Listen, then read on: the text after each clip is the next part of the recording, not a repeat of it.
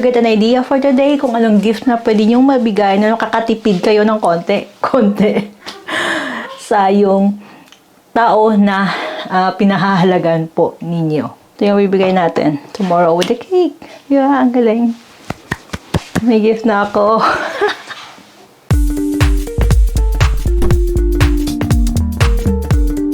Everyone, welcome to my channel. Welcome back to my channel.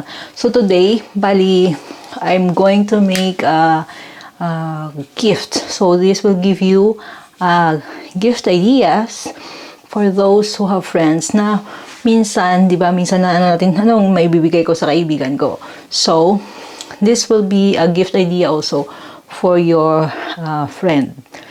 So medyo makakatipid ka. Ewan ko lang kung makakatipid ka.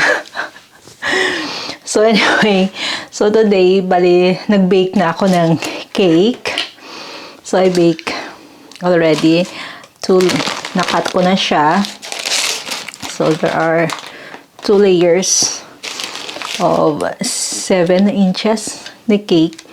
And then, I will make frosting since naka-bake na ako this morning. So these are the pag gumawa ng frosting at saka yung fillings. Isa lang yon. So, I just want to make sure na pag gumawa ko ng cake, ang best part talaga na nagdadala ng cake ay yung frosting at saka yung fillings niya. Sa akin, yung frosting and fillings, iisa lang. So, I make this. I use this cream cheese. This is not a sponsored products, but ito po yung ginagamit ko dito. So, ito yon.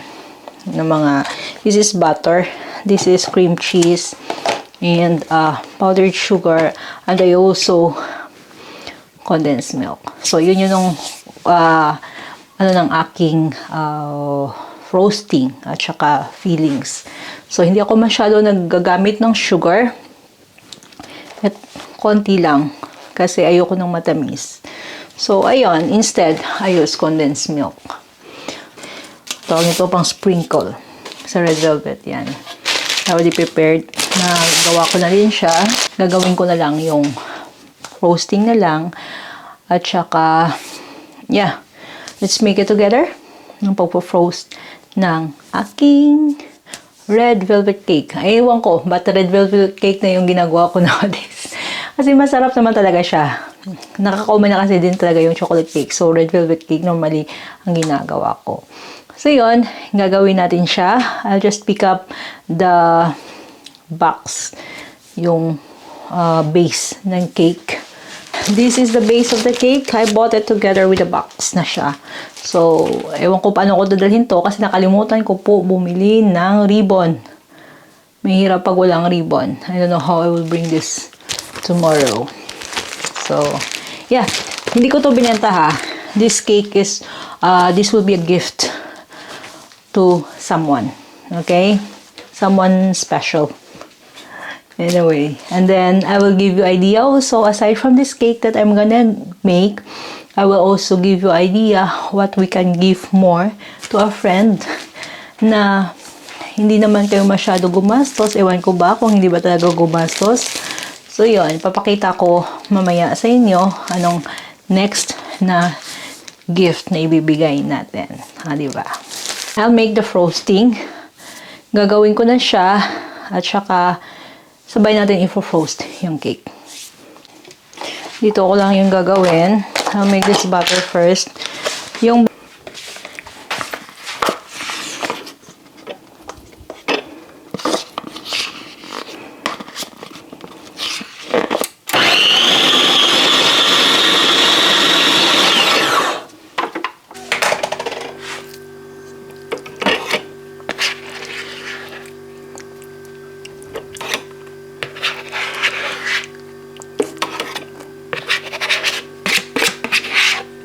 yan, yung frosting natin, ito na siya. Hindi natin pwedeng tagalan kasi magsi-separate yung, kaya masarap yung red velvet ko eh.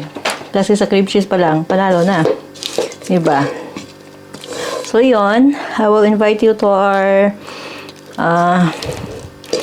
dining area. Doon tayo. Doon naman talaga ako naglalagay ng aking roasting. Ilalagay natin to. Diba? Na natin yung ating roasting. So, I will bring you in the dining area to put the roasting na natin sa ating cake.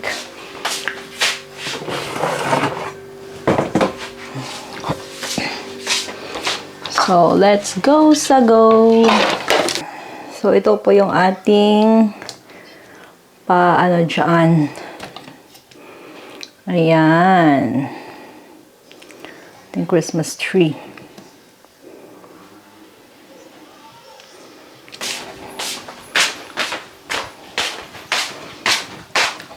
First, ano natin muna to.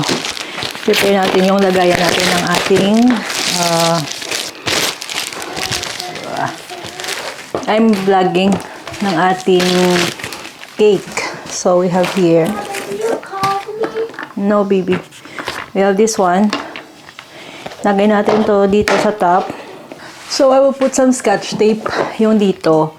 Kasi, magmo-move siya when i-rotate natin yung cake. So, para hindi siya magmo-move, ganito. Lagay natin. So, ganyan. Ilagay na natin to yung ating first na cake. So, normally, I make it upside down kasi mas flat yung bottom. And, first, lagyan natin ng dito, sa gitna, para hindi ma-slide yung cake. So, when it's frozen, maano na siya. Ma-stick. So, yan. Just center it. Then, ilagay na natin to yung ating cream cheese na frosting. Para i-spread natin yung frosting. So, dito naman, okay lang nun kahit magkaroon ng red velvet cake yung paligid ng frosting kasi lalagyan naman natin yun ng sprinkle ng red velvet cake around. So, ayan, na-flat na natin. So, it's full of, cream cheese. So, yeah. Mom, can I sit down on the chair? Yeah, of course you can. So, we have to say hi to my vlog baby. May sipon. Again, after 10 days ng first vlog last time na vlog, may sipon ulit. Beatrice, don't touch anything. Understand? So, ayun, i-level natin yung cake. Level na siya.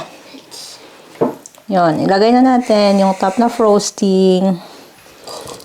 At saka, kasama na itong sa gilid.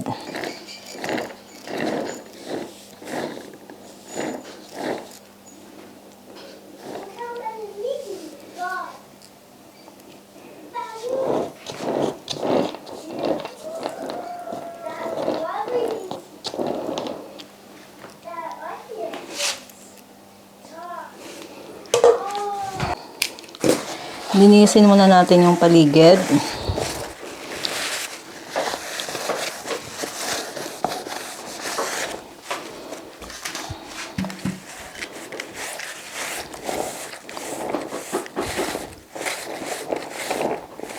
Then, let's put the crumbs. Ayan.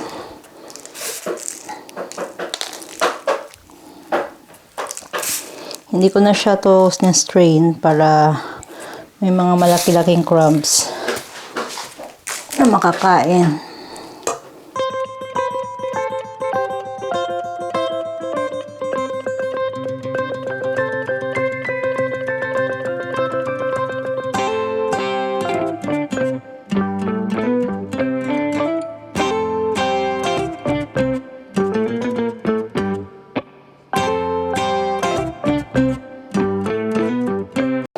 So, yan. Pwede mo na tanggalin yung mga excess na crumbs.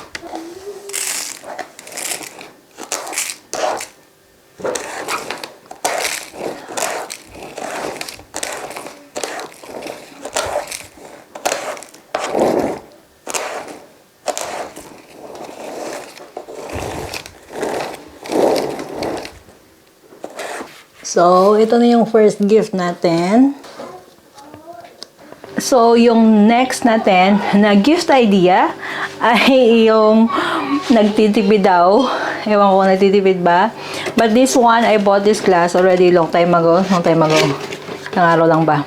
So, eto. At nakita nyo yung flowers.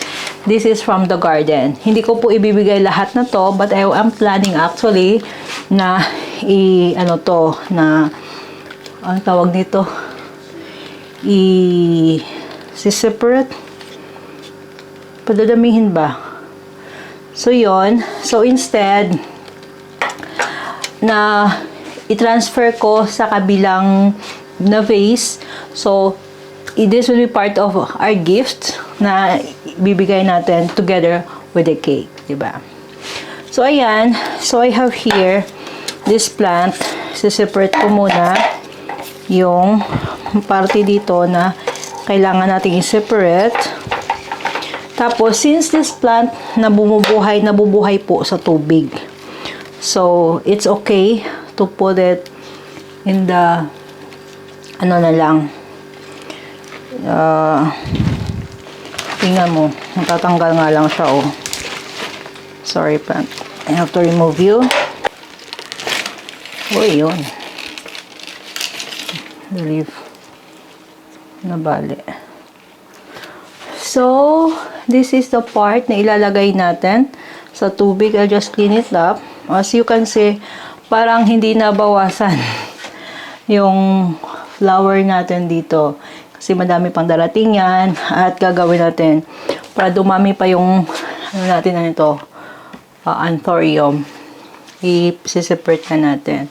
So, ayun. This is very nice idea also for giving gift. Pupitasin mo lang doon sa ano mo, sa garden mo. Di ba? Nakatipid ka na dito lang. Pero, lalagay ko sa glass yan. Okay? So, ayan. I-remove lang natin itong mga dry leaves para maganda-ganda naman tingnan. So, malinis na yung roots. Ilalagay ko na lang to sa vase. So, ito yung vase natin na ilalagay natin. At least may dalawa lang siyang flower, di ba? Ang ganda. So, yung vase na lalagyan natin ay ito. I mess up here in the kitchen. So, ito yung vase na lalagyan natin. So, hindi natin sama yung box. Ito lang. Lagyan natin water. At let's see how does it looks. Tingnan mo. Ang ganda ng, ano, di ba? Lagay mo sa, ang ganda ng gift. Diba? Nakalagay na siya sa vase. May flowers na siya. Linisin ko lang yung mga leaves later. Nakakaya naman magbigay. Diba? Malagay sa office. Ang ganda. So, yeah. I hope you will like, to the person that will receive this gift, I hope you will like it. No? Ito. So, ayun. At saka ito, thank you so much for sharing. Saka meron naman siyang bago red na naman dito. So, it will add more flowers. So, ayun. At saka ito may bago din, oh. Diba? Very nice. Ang galing. Diba? Bagong, ano. My love, look at here. Beautiful, no? Ito yung bibigay natin tomorrow with the cake. Yeah, ang galing. May gift na ako. Ang kulit, no? Pwede mo nyo din gayahin to, di ba? Di ba? Masaya. Tsaka, ito lang yung binili mo, yung vase. The rest. Ano na? Kuha ka lang sa garden mo. Ano ba to? Ayan.